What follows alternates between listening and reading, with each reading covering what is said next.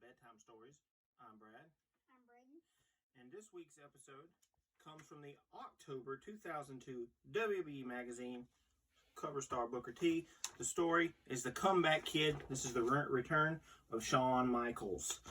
Always loved this part of his career when he came back when nobody ever thought he would.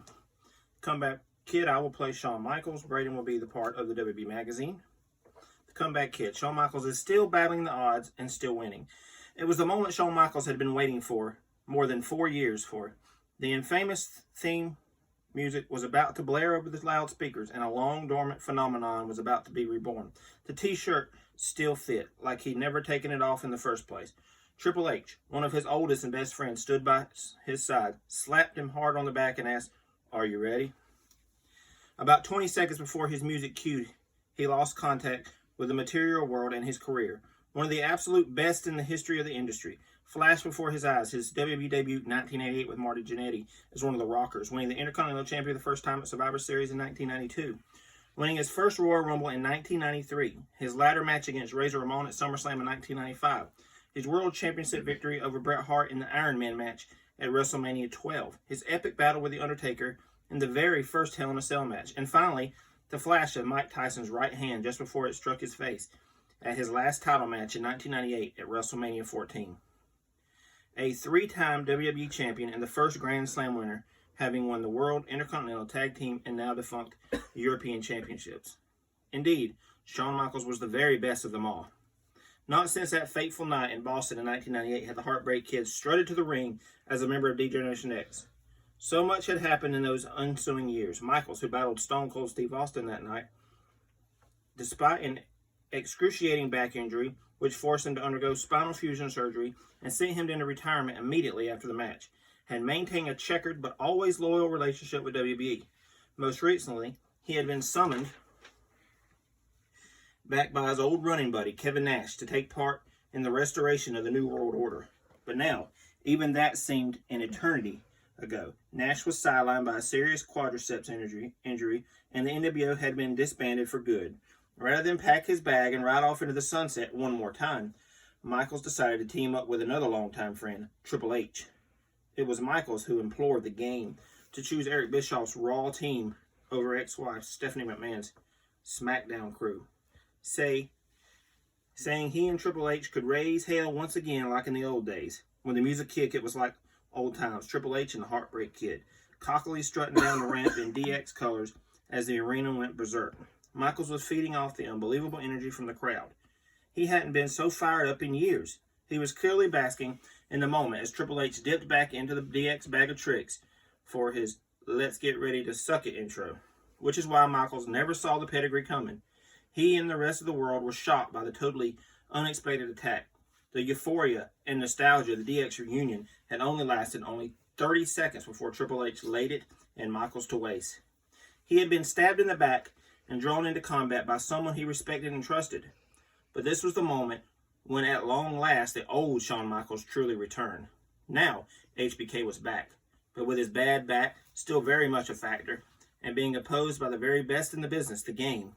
The odds were stacked against him, but he wasn't fazed. Shawn Michaels had been battling the odds his entire career. His critics said he was too small to become world champion, and that he was too cocky to survive in the rough and tumble world of sports entertainment.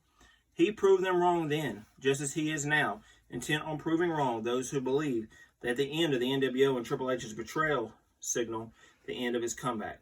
Never one to back away from speaking his mind, Michaels recently discussed his reasons for returning to WWE, his fractured relationship with Triple H, as well as many other issues in this exclusive WWE Magazine interview. What's the real reason that Shawn Michaels came back to WWE? I wanted to come back to be with my buddies, like Kevin Nash, and have some fun. Unfortunately, Kevin got hurt, and the NWO fell apart. But we're still going to have some fun out there and raise a few eyebrows. When you come back to WWE, Kevin Nash was the undisputed leader of the NWO.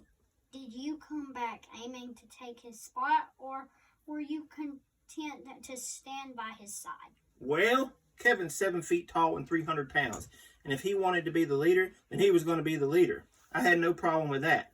He founded the organization, and he wanted me to be a part of it years ago. Everybody knows that the NWO and D-Generation X, which I founded, were two branches of the most famous group in sports entertainment history, the Clique. I respected Kevin for being the founder of the NWO, and I'm sure he respects me for being the founder of DX, so it wasn't a problem. We've been around too long to have any jealousy or animosity towards each other. Friends like Kevin and me don't compete with each other for anything, except maybe friendship. The only time we get upset is when we're not having fun. Then we might think there's a problem. So, as the founding member of DX, you didn't have any reservations about joining the NWO, which at one time was a competing faction. Way back when we made our famous curtain call at Madison Square Garden, we set our goal to be on top of both WWE and WCW, to pretty much take over the business. And we were pretty successful.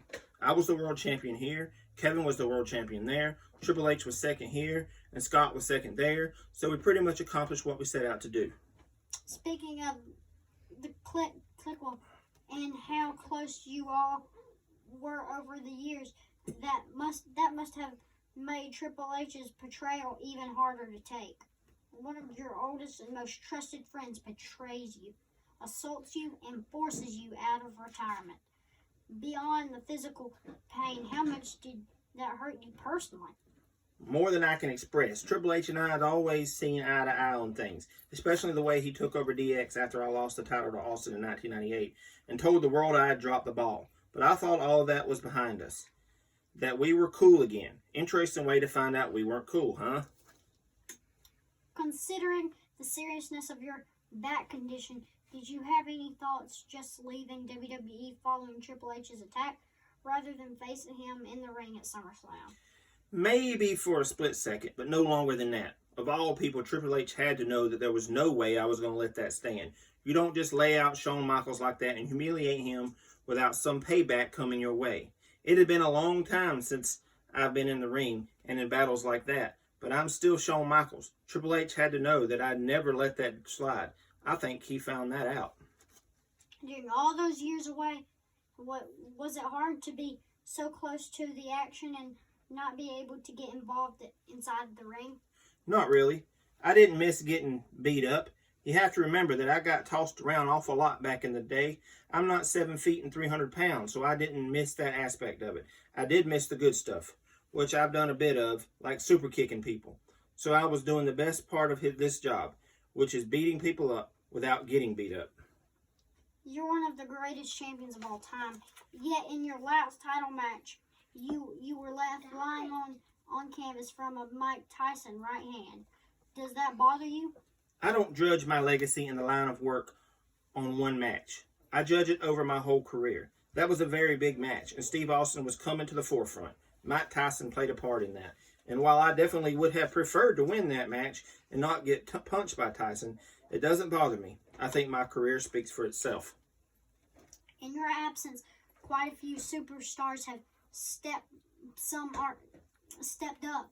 Some are now top flight superstars, and others are on the verge of breaking out.